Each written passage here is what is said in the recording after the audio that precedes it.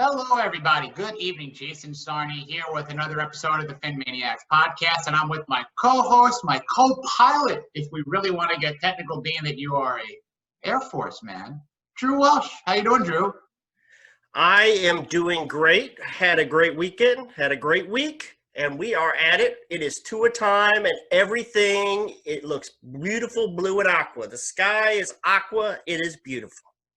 It is beautiful. Well, with minus a couple of tears. And we're going to get into it.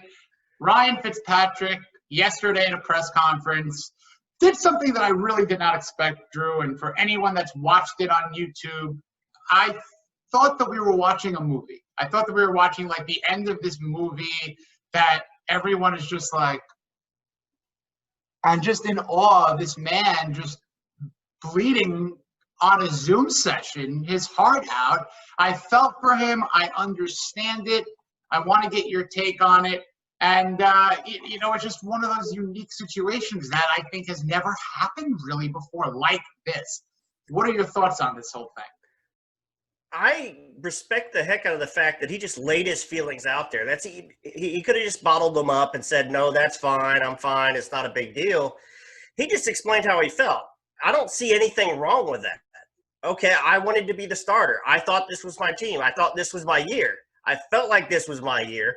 I thought we were going to take it. He probably felt playoffs coming. He was getting hot.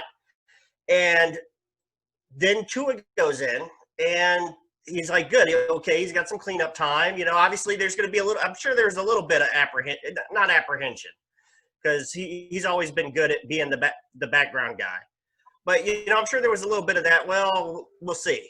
It had to be in the back of his mind, but I think overall he thought he had more time, and that's what kind of threw him. One thing I do think that was good to hear was he heard it from Coach. Obviously, the news broke early before the team wanted it out, but he heard it from Coach Flores first, which is really a big deal because he's not going to feel like he got stabbed in the back. So that's kind of how I take it. What are you thinking? I would agree with you that the time was probably, in his mind, too soon. Like, when you lose a job, and Drew, in your profession, you do this. You're managerial, so you understand the, for lack of a better term, the human resources aspect of employment, professionalism, in all walks of life. I'm in the recruiting world, so when people lose jobs, they get jobs, they're in the hunt for jobs. I get this, you get this. Most do get this. But he wasn't ready. And that doesn't mean that it's not fair or it is fair or the Dolphins did the right thing or the wrong thing. Sometimes you just have to understand that you might not be the right person for the job. You could be terrific in it, but there might be someone who might better move the company or might better move the team. We don't know that as a guarantee. What we have is the sample size, and there was a lot of good, but the good seemed to be the peak of what we can get from Fitz, and that is not a knock. This is a 37 to 38-year-old individual who's been in the league 16 years, who has put every ounce of his body on the line, every snap he takes. And there's an admiration to him, but I get the Dolphins move. I know that there's been a lot of people on each side of the coin praising it, not loving it. Also just kind of being in that gray area. Yeah, I get it, but it's not fair. It's a business, but this is a unique situation. So we're going to talk about Fitz specifically a lot more a little bit later when we bring a couple of our other writers in to say hello. We're going to obviously pivot to Tua, but before we leave the overall Fitzpatrick degree of separation here, you came up with a theory, Drew, that I got to tell you, this is a thing. This is real. And I'm going to allow you to just take the floor. Oh, you must be referring to the 6 degrees of Ryan Fitzpatrick. The theory that within 6 players, you could match any player to Ryan Fitzpatrick. And I didn't honestly think it would take 6, but I will say I figured it would take more players than what I've been able to come up with. Only in one case have I needed a player to connect Ryan Fitzpatrick to. Every other case so far, either he played against them or he played with them. He has been all over the league. He has touched every player and touched a lot of the organization. And it kind of makes sense because you figure he's been in 25% of the league's teams. Favorite stat in the world. 25%. He's taken a snap for 25% of league teams. So he has touched everywhere. He's been everywhere. I know when we look back, Ryan Fitzpatrick will always have a special place in our hearts. But I think kind of like Chad Pennington,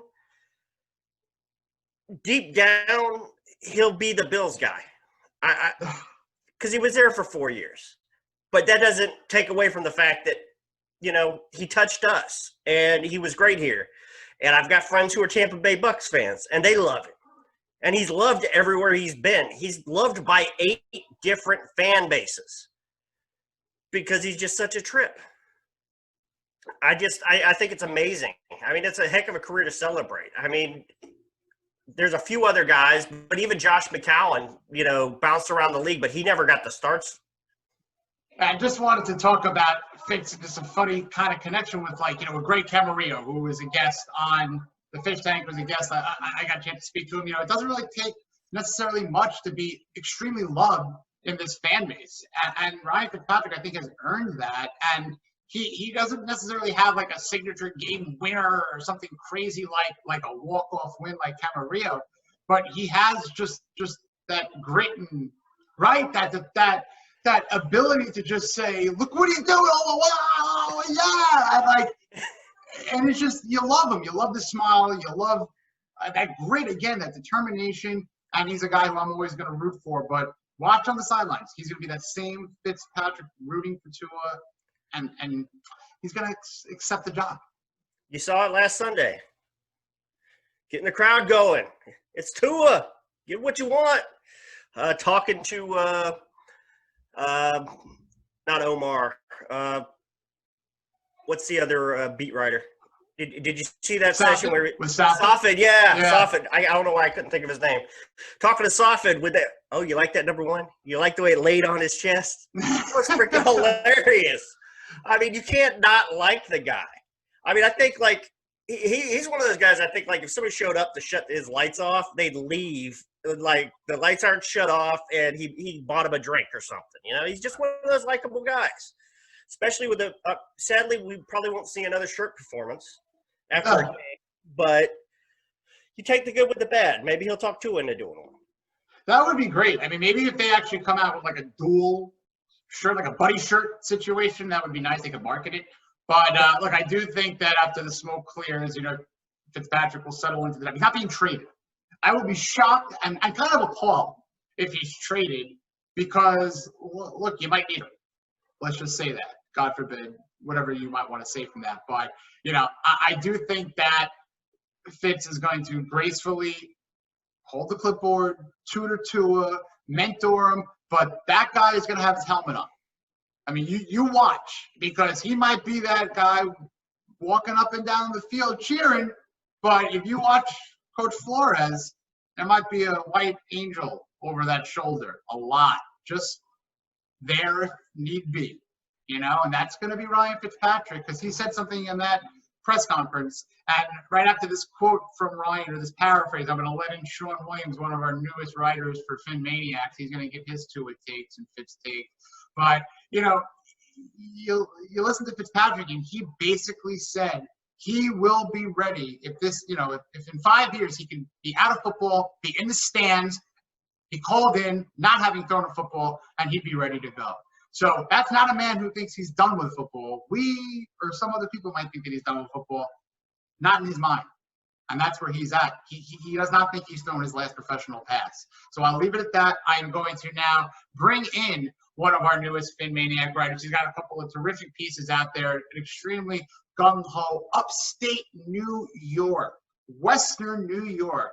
A man of my own heart. He's a Rochester kid, because I was a Buffalo kid in college. Shawn Williams, how are you doing? Are we all connected? Hey. Welcome, sir. So we have a lot to talk about. We're going to transition in a new quarterback era. So, as you heard, Drew and I say, we're both big fans of Ryan Fitzpatrick. We understand what's going on with Tua. What are your thoughts? You could start obviously with we could homage to Fitz. We could, reminisce. But what are your thoughts here overall? I think we definitely should have our homage to Fitz, everything he brought to our organization. We haven't seen a personality take such a foothold on this team in such a long time. But there's been a plan. There's been a plan from day one. That plan is Tua Tagovailoa. We're about a week and a few days away. I think it was a great decision for the franchise. Maybe not a great decision for the team, seeing as they're sitting at 3-3, and I'm sure a lot of those guys, they can read the standings just like we can, and maybe they believe that Fitz is the guy to take them there. But as I said in our last show, why isn't Tua? Why can't Tua be that guy? Drafted 5th overall. He's supposed to be our next Dan Marino. He's the GOAT. He's the left arm of God. He's all these things. So other quarterbacks have done it in their rookie season. Why can't Tua? The worst comes to worst, it's a 10-game evaluation.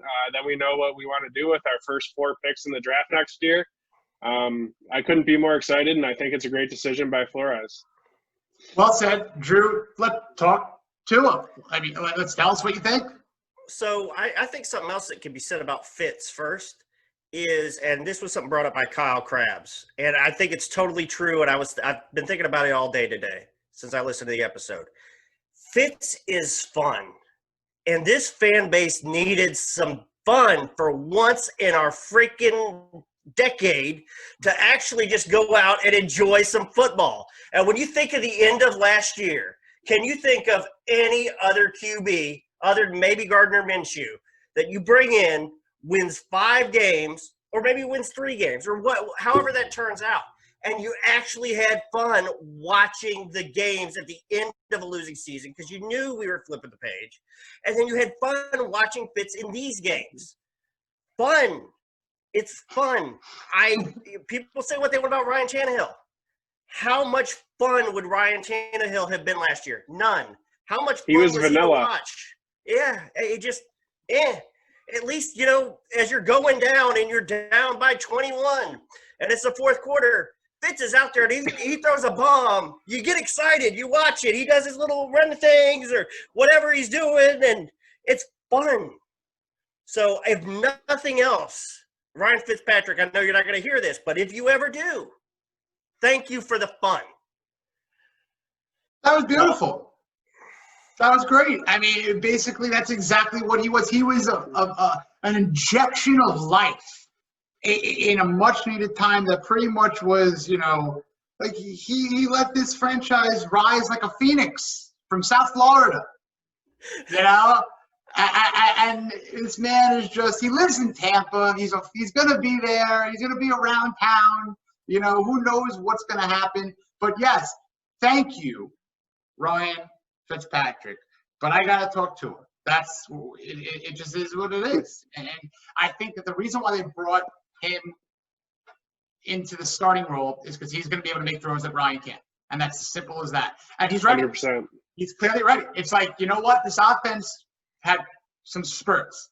Amazing game against the 49ers. You know what? If you want me to be very picky, they got 3 cornerbacks out. You want me to be devil's advocate? That's what I'm going to do. They could not really get it done with Seattle because, Ryan didn't throw the ball very well. Tua has the ability to hit the receivers a little bit quicker, a little bit sharper, maybe a little bit deeper, maybe a little bit quicker and deeper at the same time. He just has a better arm, a quicker release, and he's better off in his youth, regardless of any injury. I was going to drop an F word there, but not the bad F word. But because I'm tired of hearing about the fragileness of him, he's got a decent offensive line in front of him, but he can just do things that Ryan can't. And that's as simple as that, Shawn. Ability-wise, Tua versus Fitzpatrick, simple question. Yeah, I mean, I'd like to touch on, too, what this is going to do to the playbook. We've been primarily running, spread concepts. We really haven't sat in our base offense much. But I think you're going to start to see a shift maybe a little bit towards the RPO, which is Tua's strength. I don't know how much I want to see him running, at least next week against Aaron Donald and those guys. But I think we're going to see a little bit of a shift in the playbook. I'm really excited to start seeing passes thrown more than 25 yards. I think that's Preston Williams' strength. Jakeem, I'm hot and cold on, but he can get behind the safeties. And then the one guy I think could really benefit from Tua, if he's ready, is Lynn Bowden. He's the one guy on our team that can make a guy miss. We used to have that with Landry. We had that with Wilson before he opted out. I'd love to see what they could do with him. They're clearly all in on the future with this decision. Might as well throw him in there and see what he's got. I, like everybody else, would love to get to the playoffs this year, especially with the 7th seed, especially with how wide open it is. But let's see what we got. Let's see what we got. I'm so excited to see what this offense can do. I think something to add on to that you said with Grant is just that ability he's going to have to hit the deep ball. It doesn't even matter if it hits. It really doesn't. They only got to hit it 1 out of 3 times. They hit it 1 out of 3, the defenses have to start respecting it. When they start sneaking up and playing dishonestly, that arm is going to make a difference. Now, does he have the strongest arm out of all the QBs? No. Does he have a much stronger arm than Ryan Fitzpatrick and plenty of arm? Absolutely. And you even saw he's faster. I mean, you just saw it on tape. He's faster than Ryan. So if they do decide they're just going to do like they did with Ryan Fitzpatrick and ignore it and say, you know what, if he runs, he runs, he can make them pay for it. And that is a huge difference compared to where Fitzpatrick is at. It's not Fitzpatrick's fault, but it is his time. Their age gets to you. I mean, I think he's a perfect backup for Tua, but I mean, Tua time. All 3 teams have now seen a game against the Dolphins in the division. Now we're going to play them again. I think that may have been part of the plan all along. You got to win your division if you want to win your division. So let them see one player on tape, then you let them see a different player, and they got to study the tape and say, okay, well, how are they going to do it different for us? I like that take. That's very Belichickian in and of itself too. It's the strategy within a game. And back to, you mentioned Lynn Bowden, great points. And I think that you have the athleticism on the field with Tua's athleticism, and it creates conundrums. And then you think about, maybe we haven't even mentioned Mike Gesicki, who could be in the middle of the field just saying, hey, after you set up the run, Drew, you like establishing the run? A little bit. I'm a little bit of a fan of the run. I think maybe it helps, just some. Imagine doing that and setting up, wait. What happens when you set up the run? What are you able to do, Drew? Play action.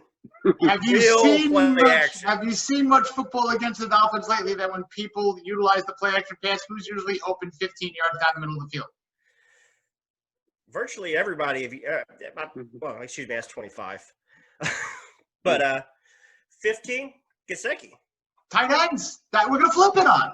We're going to be able to do that. Where, you set up the run. That works. Then you got 2 guys, Parker and Preston, on the outside. You mentioned Bowden. You have Breida, who might not even be the guy who you're worried about running if you put him into a gasket. And then my math says that there could be one other guy on the field, and that's Gesicki. And this is fantastic to me, because now people have to choose. Who do you focus on? And now with Tua throwing and his ability, coaches now have to really start to prepare and not have to start to wonder if the Fitzmagic is going to lead to the tragedy. But that's respectful, because it just is what it is. Tua could do things that he can't, and I can't wait to see. Go ahead, Drew. Well, the defense can't line up, right at the 8-9 yard mark and know, if I get beat, I still only got to make it 10 yards. They know if they get beat now that they could really get punished. So you have to start backing up. You get a few deep routes. So as they start sneaking up, eventually those long crossing routes that freaking have killed the Dolphins all year, maybe we could see the reverse of that, and it could kill another team for once. That'd be nice. Oh, it would be great. It's like the Messers become the Messies. That's what we do. The Messies become the Messers, or something like that. I don't know. But Shawn, what are your thoughts really just kind of in closing of just this, because we got 10 more days until the next game. We're going to come back on, and we're going to talk more about this. So, what are your final just early thoughts heading on into a Thursday night football game, when we have a bye week? I just anticipation is rough. The right decision was the bye week, but man, is that a long 2 weeks. I'm just excited. I really think the media and I think our offensive pieces are underrated. I mean, we just had an entire conversation and didn't mention Devontae Parker. He finished top 5 in the league in touchdowns and yards last year. He's a 50-50 ball nightmare. And I wouldn't discount the emergence of Adam Shaheen. I like what I've seen the past 2 weeks. He had that one deep ball, almost took it in for the touchdown. I really like where we're headed. I feel like this move makes us better. I do. I mean, do we have the veteran leadership now from the quarterback position? No, but we have some electricity. The fun doesn't go away. It still seems to be a brotherhood. I don't expect that to change.